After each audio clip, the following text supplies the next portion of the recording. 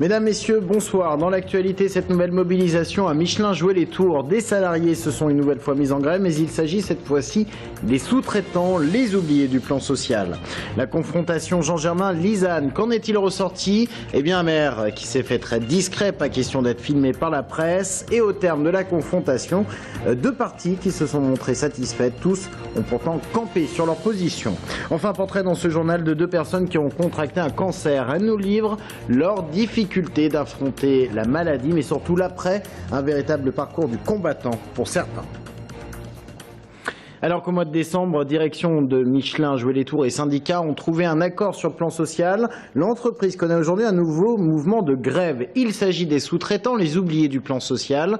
14 employés de Safen, une filiale de l'entreprise Honnête, se sont mis en grève illimitée et certains salariés de Michelin se sont solidarisés. Sur place, Romain Delville. À Michelin jouer les tours, ce ne sont pas des employés Michelin qui sont en charge de la préparation des commandes et des chargements des camions pour l'expédition. Ce sont des ouvriers de la Safen, branche logistique et manutention du groupe Honnête.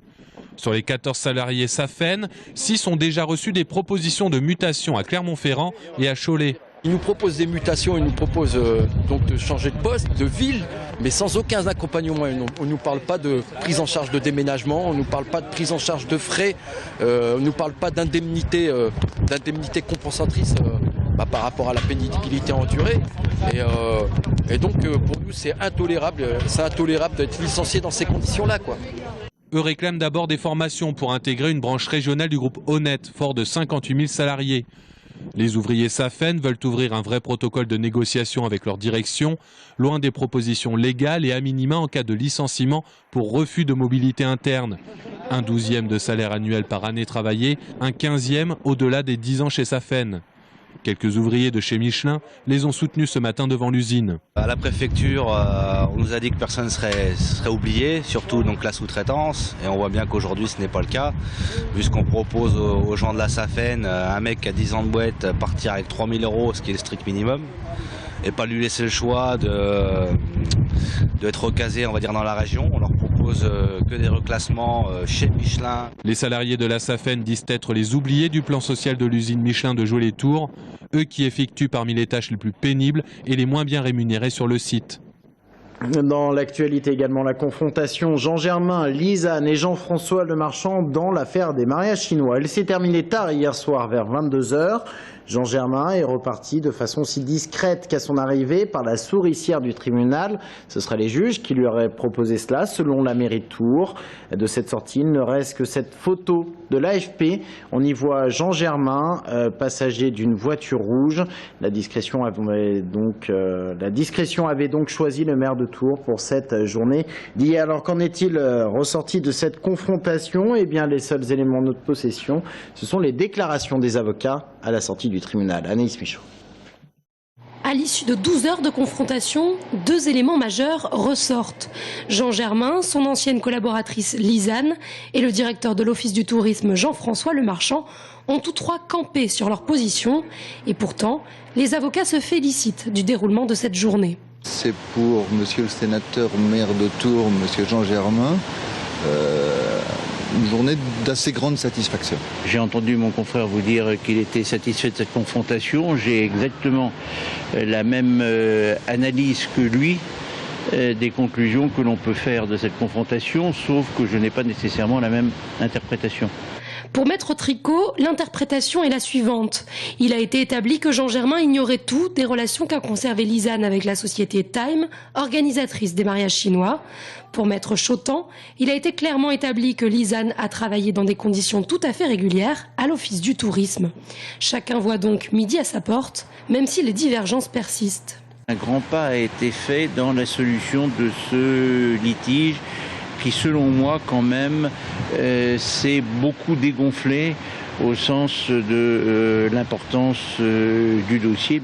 Même ligne de défense pour les deux principaux protagonistes. Le dossier concernant la gestion des mariages chinois et du reclassement de Lisane aurait été mal ficelé, mais il ne serait pas pour autant frauduleux.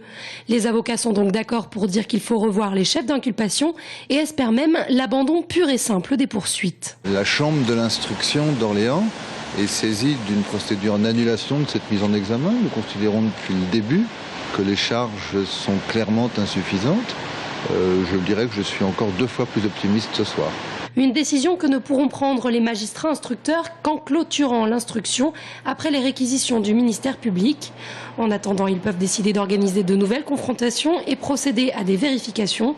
Maître Chotan espère que les clarifications apportées permettront une issue rapide, c'est-à-dire dans les mois qui viennent. En bref, 6 ans de prison pour Abdelkader Belaïd, cet homme de 48 ans reconnu coupable de trafic de drogue.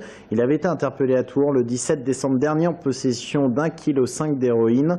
Il avait reconnu se rendre régulièrement aux Pays-Bas pour s'approvisionner. Le tribunal de Tours l'a donc condamné aujourd'hui à 6 ans de prison. Les municipales et Europe Écologie Les Verts qui dévoilent sa liste complète. Pour Tours, 55 noms. On connaissait déjà les têtes de liste. Emmanuel Denis en premier, suivi de Caroline Desforges, David Cholet, Mathilde Gralpoix ou encore François Lafourcade, actuel maire adjoint sortant. C'est le lancement de la campagne officielle pour Europe Écologie Les Verts qui avait invité pour l'occasion le chercheur Philippe Mérieux qui est également vice-président Europe Écologie Les Verts à la région Rhône-Alpes. Nous sommes dans un monde dont on voit bien que la crise est là, crise économique, crise environnementale, crise sociale. Et cette crise, nous ne pouvons pas la résoudre avec des modèles du passé, avec une social-démocratie qui date du 19e siècle et qui s'épuise aujourd'hui. Nous avons besoin d'une autre vision des choses, d'un autre type de regard. C'est ça que je souhaite apporter, c'est ça que les écologistes peuvent apporter.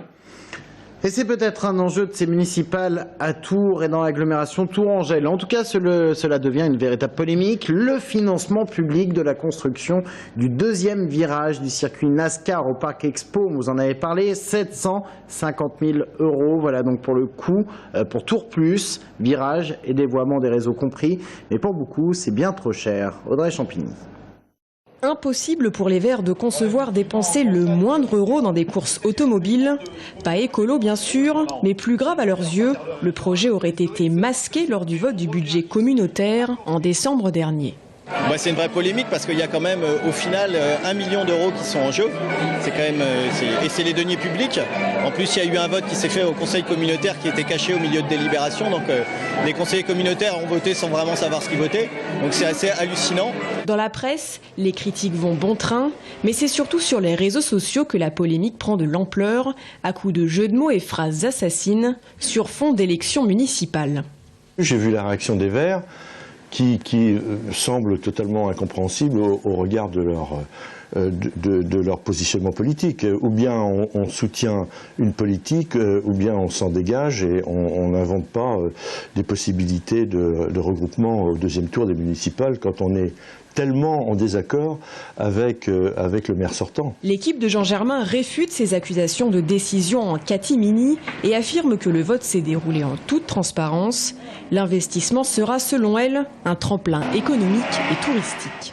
Vous savez, un budget, c'est quand même compliqué, long, et ce point en particulier a été évoqué, parce que je m'en souviens très bien, parce que c'est effectivement un investissement qui n'était pas négligeable, et on pouvait s'interroger dessus. Et donc, il y a un conseil municipal vert, par exemple David Cholet, qui a posé des questions dessus. Il y a Marie-France Beaufils qui a posé des questions dessus. Donc, ce sujet a été parfaitement évoqué au conseil communautaire et voté en toute connaissance de cause. Dans le cadre de l'American Tour Festival, qui n'est pas un petit festival, aujourd'hui c'est 35 000 visiteurs à Tours, 20 000 nuitées, ce circuit NASCAR est évidemment un gros plus, puisque Tours est l'étape européenne du circuit NASCAR qui est mondialement connue. Rentable ou non, nécessaire ou non, la piste de NASCAR accueillera les 4, 5 et 6 juillet prochains la 3e édition du NASCAR Tour Speedway.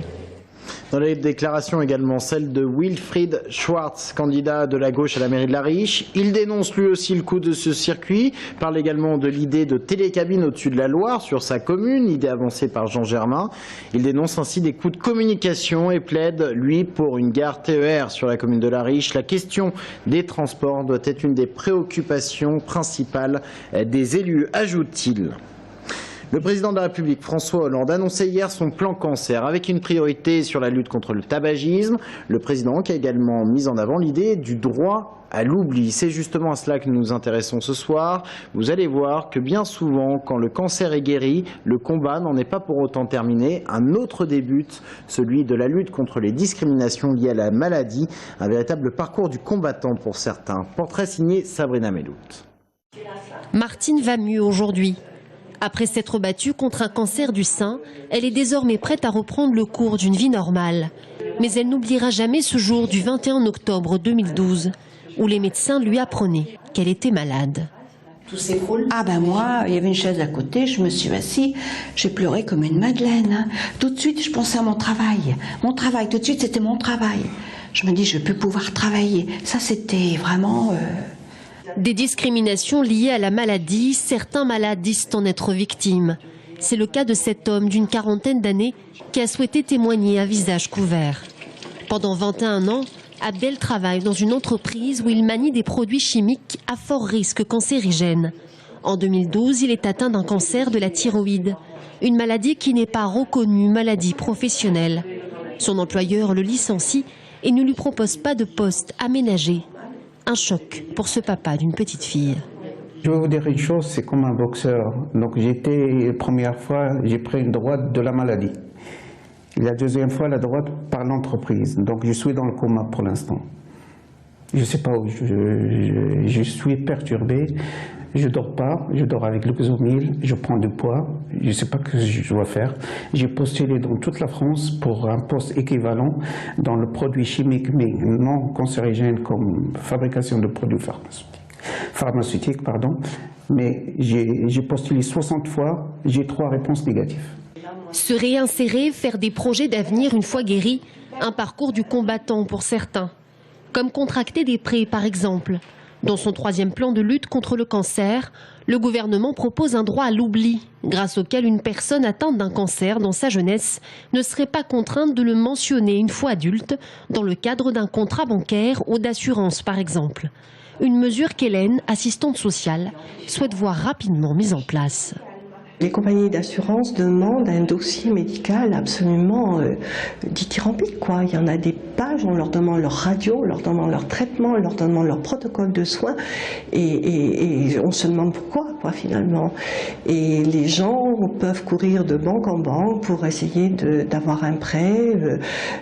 C'est scandaleux. Aujourd'hui, Abdel est en procès avec son employeur, mais aussi avec la sécurité sociale sur les conseils de ses avocats.